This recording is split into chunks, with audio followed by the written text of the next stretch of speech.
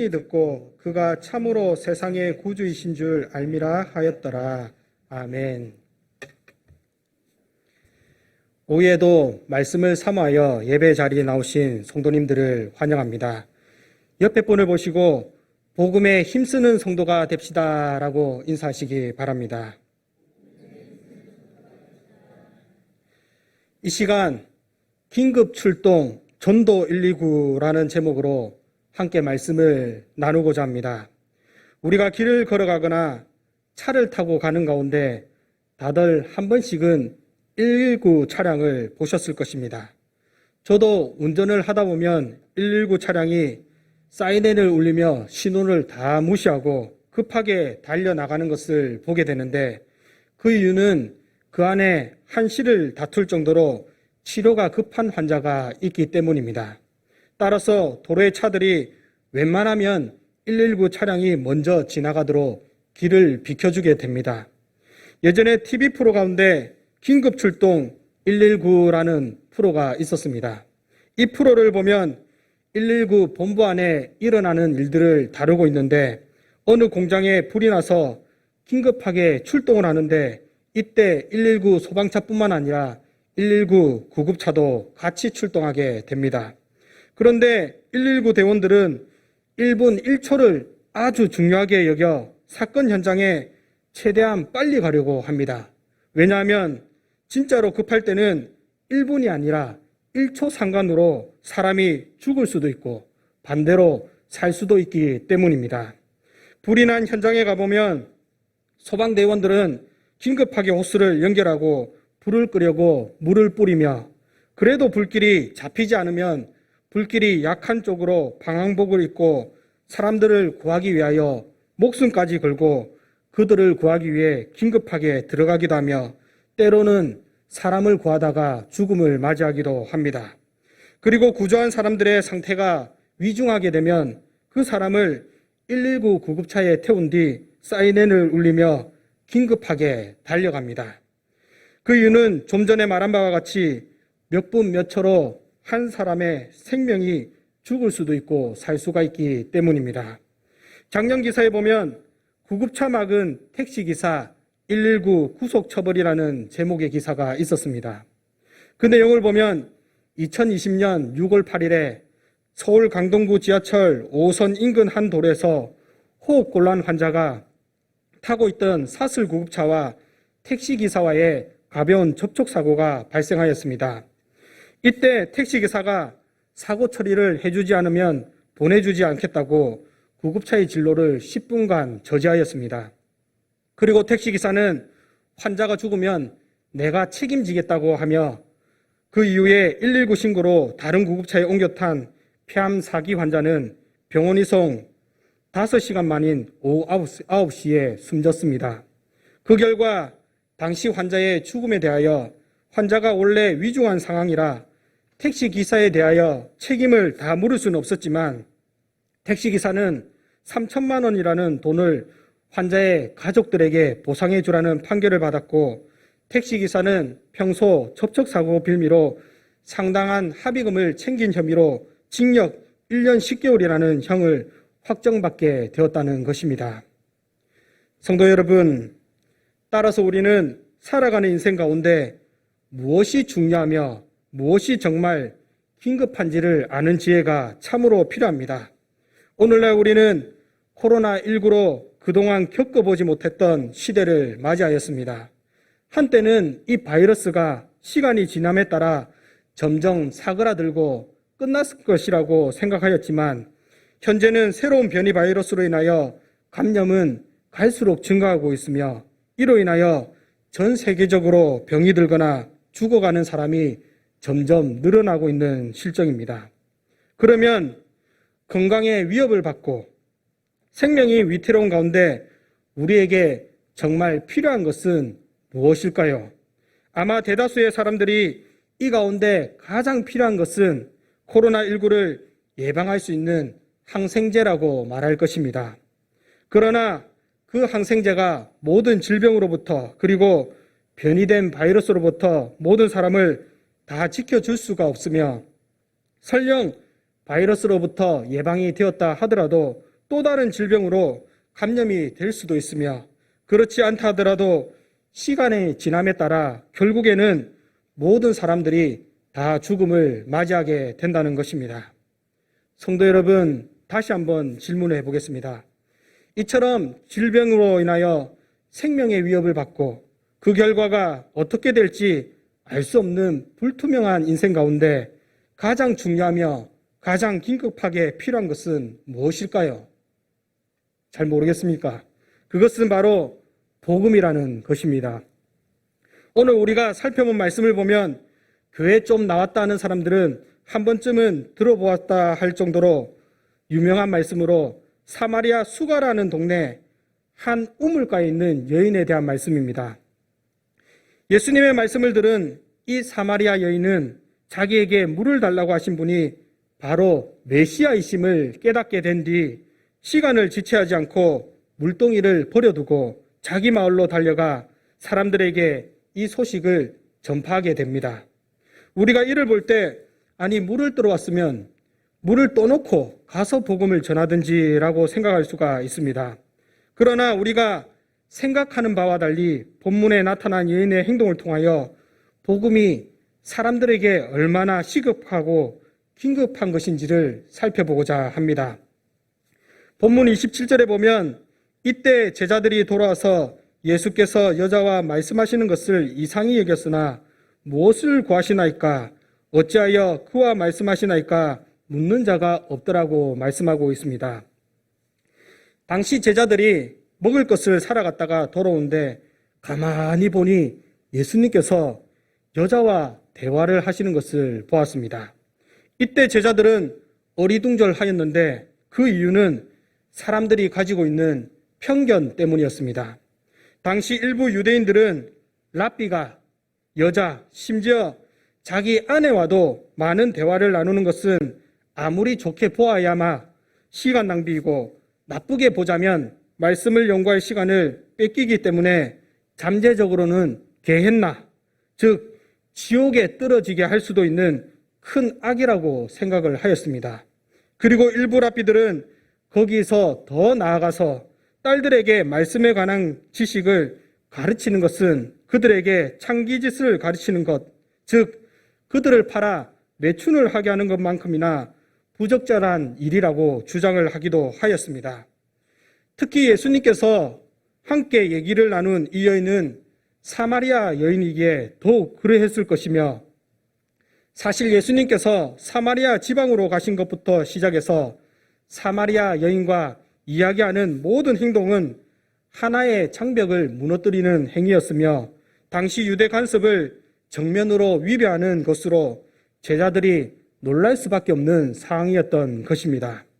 그러나 우리가 보는 바와 같이 예수님은 당시의 여성 차별적인 사상에 붙잡혀 있던 분이 아니었습니다. 예수님은 그 모든 상황과 편견을 넘어서시는 분이시며 가장 중요한 복음을 위하여서는 그 어떤 것도 장애가 될 수 없었다는 것입니다. 성도 여러분, 우리가 때론 복음을 전하게 될 때 현재 나에게 주어진 상황과 그 사람을 바라보고 편견을 가질 때가 많이 있습니다. 그러나 우리가 명심해야 할 것은 우리는 그냥 전하기만 할 뿐 그를 믿게 하는 것은 우리의 소관이 아닌 하나님의 일이라는 사실을 기억하시고 주어진 상황이나 그 대상의 상태를 볼 것이 아니라 어떠한 가운데서도 담대히 복음을 전하는 성도가 되시기를 바랍니다. 이후 예수님의 말씀을 들은 여인은 곧장 마을로 달려갑니다. 28절입니다. 여자가 물동이를 버려두고 동네로 들어가서 사람들에게 이르되라고 말씀합니다. 사마리아 여인은 자기에게 물을 달라고 청하신 이가 메시아이심을 알게 되자 물동이까지 버려두고 곧장 마을로 달려가서 복음을 전하게 됩니다. 이러한 모습은 예수님께서 제자들을 부르실 때도 나타나는데 베드로와 안드레도 갈릴리 바닷가에서 나를 따르라는 예수님의 명령에 배와 그물을 버려두고 즉시 예수님을 쫓았던 것입니다. 그리고 예수님께서 지나가시다가 알페오의 아들 레위, 즉 마태가 세관에 앉아있는 것을 보시고 나를 쫓으라고 말씀하시니 그도 세관을 버려두고 예수님을 쫓는 것을 볼 수가 있습니다.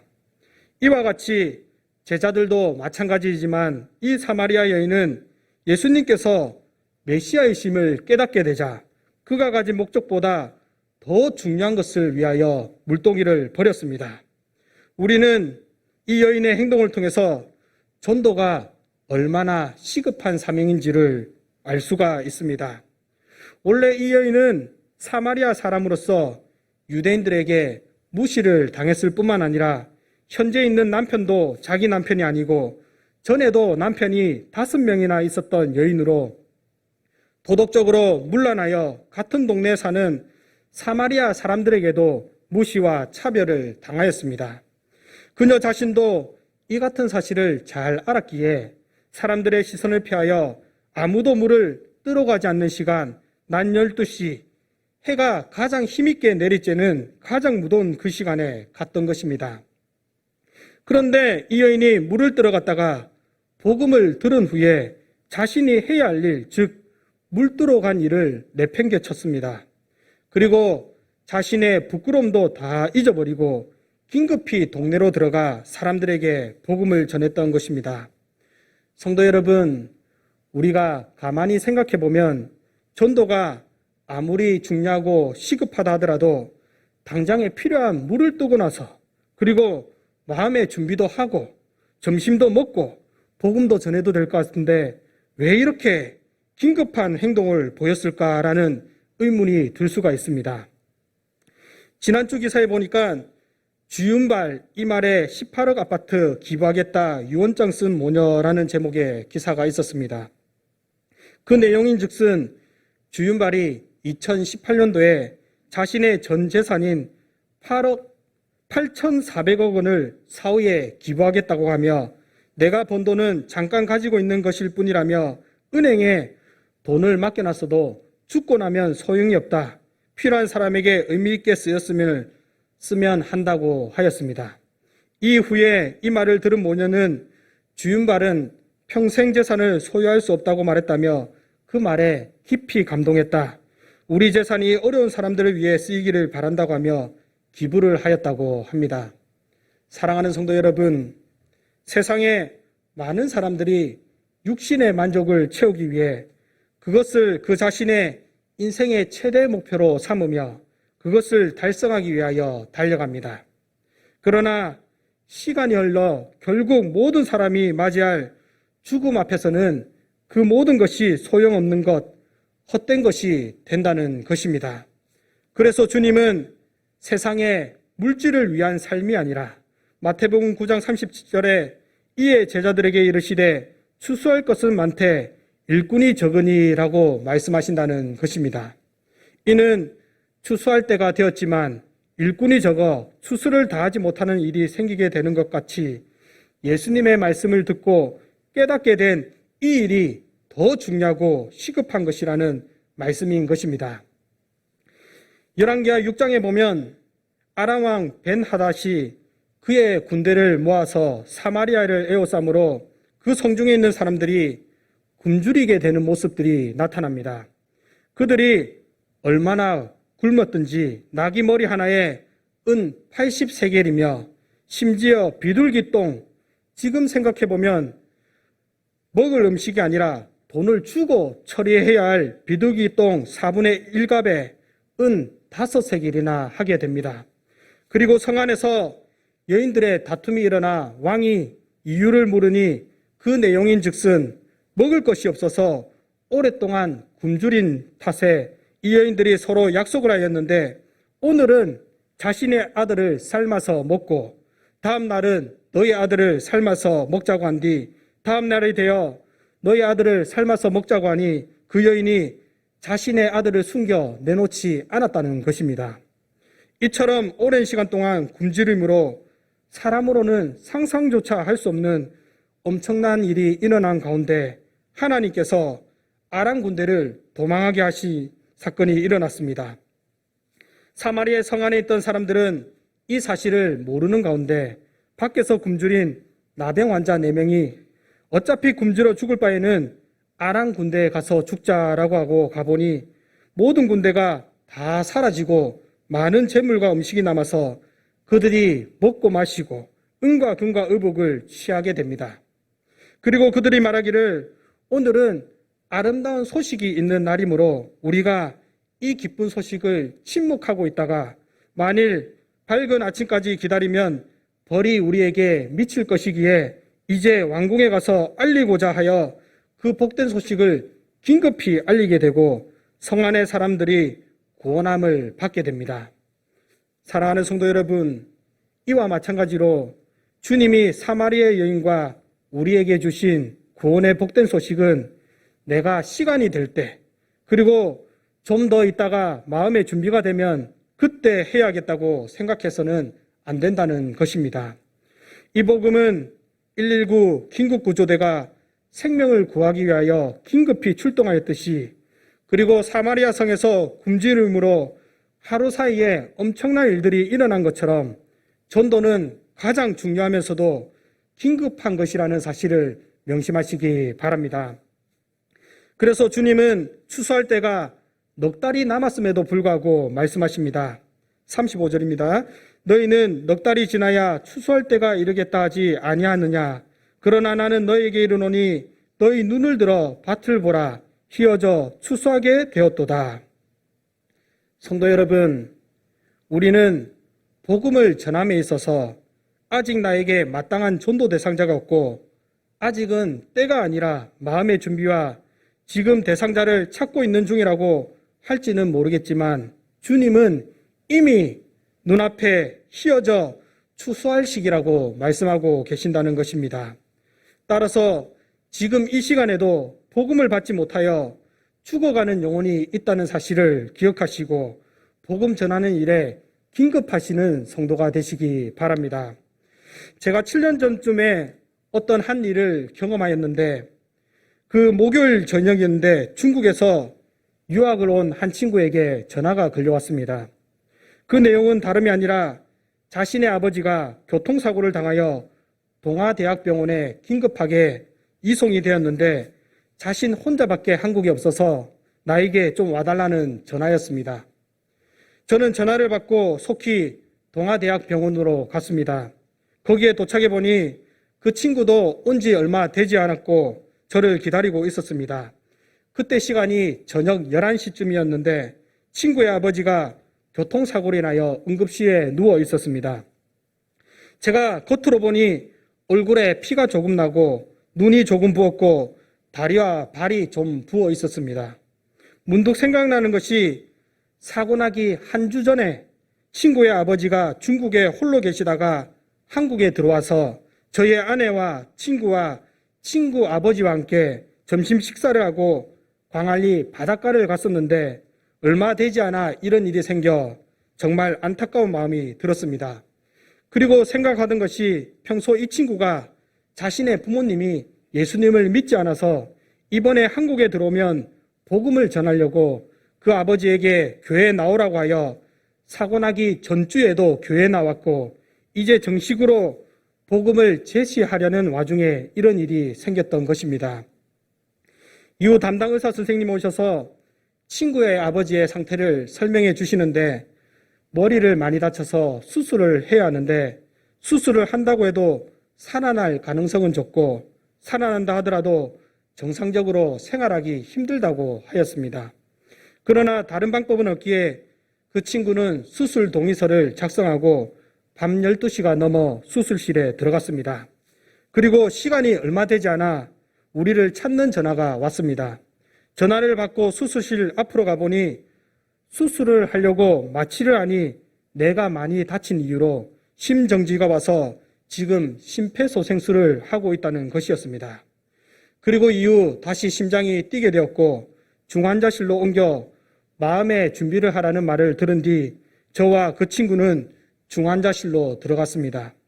당시 저는 그 7년 전 당시에 저는 중환자실에 처음 들어가 보았는데 말 그대로 오늘 내일 하는 사람들이 많이 있었고 그 사람들 대부분이 죽지 못해 살아있는 듯한 모습이었습니다.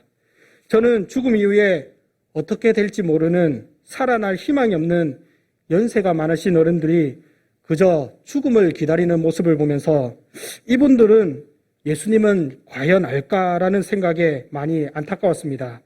그리고 시간이 조금 흘러 새벽 2시가 넘어서 저희가 보는 앞에서 친구의 아버지의 심장은 멎었고 담당 의사 선생님은 사망 진단을 내렸습니다.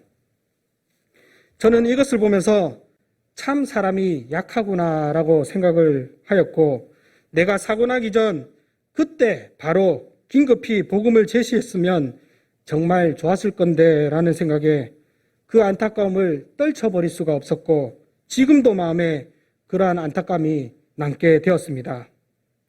사랑하는 성도 여러분, 오늘 본문의 여인은 이처럼 복음의 시급함을 알았기에 자기가 발견한 메시아를 다른 사람에게 전하지 않고는 견딜 수가 없었던 것입니다. 그리고 사마리아 여인은 그리스도를 발견하고서 다른 사람에게 복음을 전하려는 열정에 사로잡히자 마음에 있는 수치심도 다 사라졌습니다. 이 여인은 난잡한 생활로 인하여 많은 사람들에게 비웃음을 받던 존재였지만, 그러나 이제 메시아를 만난 후 진정으로 중요한 것은 자신의 부도덕성이 아니라 지금 발견한 메시아를 증거하는 것이라고 생각을 하였습니다. 그리고 그녀는 복잡하게 예수님을 설명하지 아니하고 단순히 와서 보라고 전하였는데, 이러한 전도에 대하여 어떤 사람은 그게 무슨 전도인가? 그냥 나오라는 것이 참된 전도라고 할 수가 있는가라고 생각할 수 있지만, 이는 겨우 와서 구경해 보라는 식의 저급한 초대가 아니라 와서 예수님과 대화에 봄으로써 내가 듣고 믿은 메시아 그분의 지혜를 듣고 예수님을 믿으라는 권면의 말씀인 것입니다. 이제 말씀을 맺고자 합니다. 42절 한번 읽겠습니다. 그 여자에게 말하되 이제 우리가 믿는 것은 내 말로 인함이 아니니 이는 우리가 친히 듣고 그가 참으로 세상의 구주이신 줄 알미라 하였더라. 사마리아 여인이 자신의 생각과 자신의 견해를 말하지 아니하고 단순하게 예수님을 소개하자 동네의 많은 사람들이 예수님께 나오게 되었고, 주님의 말씀을 듣고 지금 말씀하시는 예수님이 바로 세상을 구원하시는 참 구주이심을 믿게 되었습니다. 우리는 이것을 통하여 복음은 우리가 전하지만 그 열매를 맺게 하시는 이는 하나님이심을 알 수가 있습니다. 성도 여러분, 앞에서 119 구조대가 긴급히 출동하여 환자를 급히 수송함으로써 자신의 임무를 다한 것 같이 우리가 맡은 사명은 세상의 가치관을 따라 현재 육신의 만족을 채우는 것에 있는 것이 아니라 지금도 주님을 알지 못하고 죽어가는 영혼을 위하여 긴급히 복음을 전하는 데 있다는 사실을 기억하시기 바랍니다. 본문에 나타난 이 사마리아의 회심은 이방 선교의 시초가 되었으며, 이제 구원이 유대인에게 뿐만 아니라 인종과 지역을 초월하여 모든 사람들에게 베풀어졌다는 사실이며, 기독교는 특정인이나 특정 민족을 위한 종교가 아니라 우주적인 종교라는 것입니다.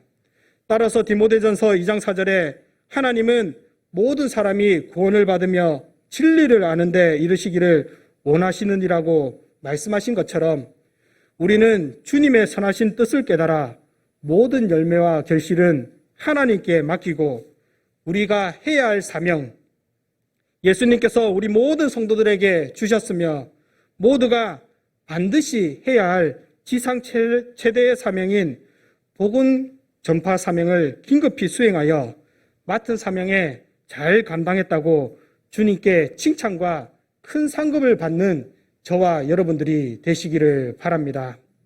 이 시간 한번 함께 통성으로 기도하겠습니다. 우리 자신을